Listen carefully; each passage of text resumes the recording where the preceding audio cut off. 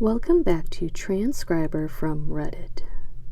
Today's topic comes from the subreddit FundieSnarkUncensored, posted by user French Fry Girl. The title of the post reads, "We all know exactly who they're calling out." Double eye emoji.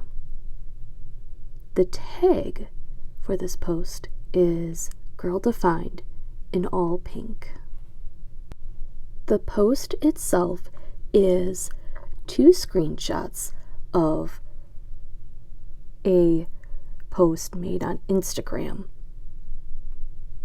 Now, before I get any further into this post, I do want to point out, if you don't already know, the subreddit FundieSnarkUncensored is very much focused on making fun of, in very much a well done calling out sort of fashion, of fundamentalist Christians and their bigotry, their very flawed perceptions of reality, and their legalistic thinking. Now, the tag Girl Defined is about this particular Christian fundamentalist who is married and at the moment is known for doing a bunch of sex courses. The sex courses are all, of course, under the branches of marriage, as it is only appropriate for marriage, according to Girl Defined, and she will judge the crap out of you if you don't accept her view on life. As of me reading this post has 703 upvotes and 40 comments. Now, I will begin reading the screenshots. The Instagram user who posted this has the name Deconstructing Purity Culture, all lowercase. The image that we see on the screen is a box of white and pink checkered boxes, like a chessboard, if you will, with the title pushed out in front of it saying, "Purity culture is being rebranded in modern Christian culture." At the bottom is the tag at Deconstructing Purity Culture. Again, the original author of this post. When the screenshot was taken, this was liked by Megant Shantz, MEGHANTSCHANZ,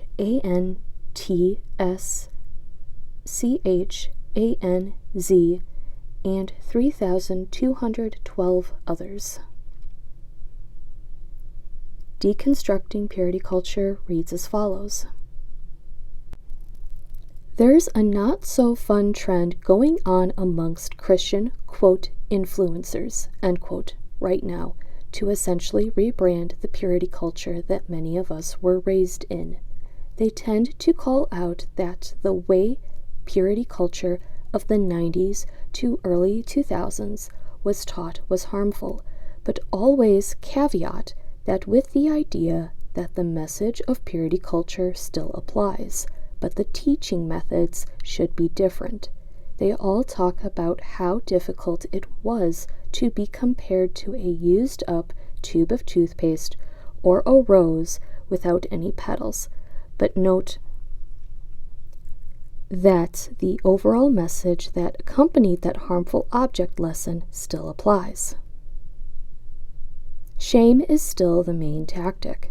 Many of these influencers now talk openly about sex and how great it is in their specific, narrow context of being both married and heterosexual, but at the same time ignore the fact that they were usually the ones to spread the harmful, shaming messages to begin with. Many of them talk about how they only got comfortable using medically accurate, anatomical terms well into their 30s, years after being married, but refuse to acknowledge how purity culture taught them that, I think she means that, terms were bad and shameful. Side note, I almost said sinful, but As we know in purity culture, sinful and shameful are pretty much go hand in hand. Even selling courses, I think he or she might mean that A as in they, or specifically Bethany at Girl Defined. Bethany would be Girl Defined's actual name. See, even selling courses on how to have, quote, amazing, married, Christian sex, end quote, after a long history who have rebranded and repackaged purity culture continue to make shame the driving factor in their teaching methods. They continue to place narrow, restrictive rules around what kind of sex is, quote, good, end quote, and, quote, bad, end quote. They continue to ignore the fact that they were a big part of the problem for many of our formative years. So, is this a not-so-subtle subtweet at a couple of influencers in particular? Yes, but I'm sick of people profiting off of, quote, openly, end quote, talking about sex after years of not even being able to say the word and shaming those who do. Hashtag purity culture, hashtag ex-evangelical, hashtag ex-fundie, hashtag deconstructing, hashtag faith deconstruction, hashtag religious trauma, hashtag deconstruction.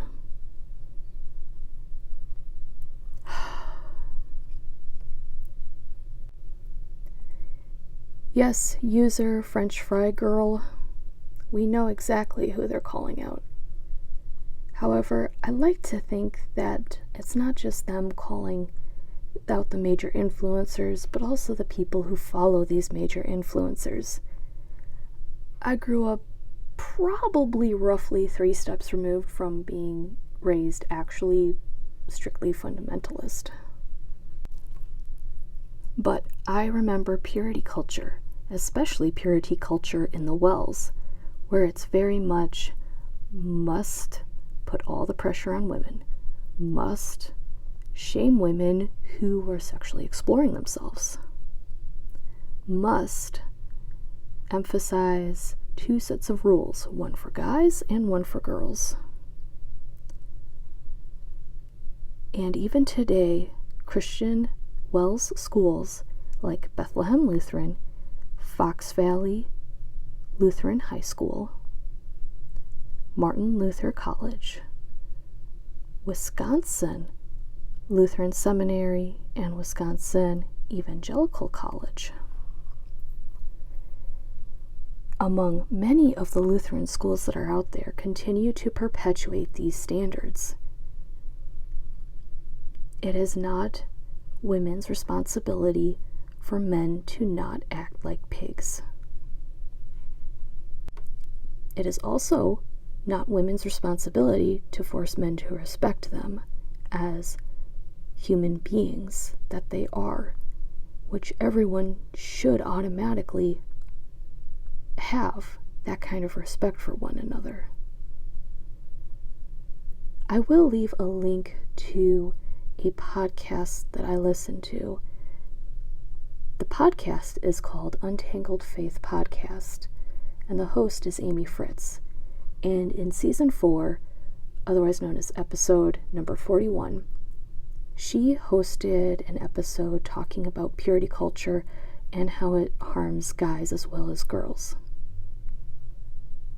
She did that with her guest who wrote on how to have good married sex for both guys and girls, specifically for those who wait. Now, they still approach it as, yes, it is good to wait until marriage, and that's the only right way to have sex. But I do encourage you to give the podcast a listen, because the author finally admitted that she had been operating off of wrong information for years when she initially released her book. So then she pulled her book from publishing and made edits and then republished it, which is I would say, remarkable considering her background and that she's still relatively evangelical, strongly evangelical Christian today. For those of you who watch/listen to my YouTube channel, what do you think about this concept of purity culture? How have you been affected by it, whether positively or negatively? Especially for those of you who are in my audience who also grew up WELS. Tell me your struggles. I feel very strongly about this, and I am very glad that I was able to help sort of break the cycle in my own family for not shaming people who were living together outside of marriage, just because I want to encourage a better example going forward for all of my siblings and my family members. I also just want to see purity culture just go away. Just fade away into nothingness. It's harmed so many of us, not just by comparing us women to used tubes of toothpaste and acting like the guys could do no wrong, but also encouraging irresponsible behavior by infantilizing and continuing to encourage the infantilizing of women. But then again, I guess they gotta get their babies somehow. That concludes today's video. Please consider liking, subscribing, sharing, leaving a comment down below, and I will see you in the next one. Thank you.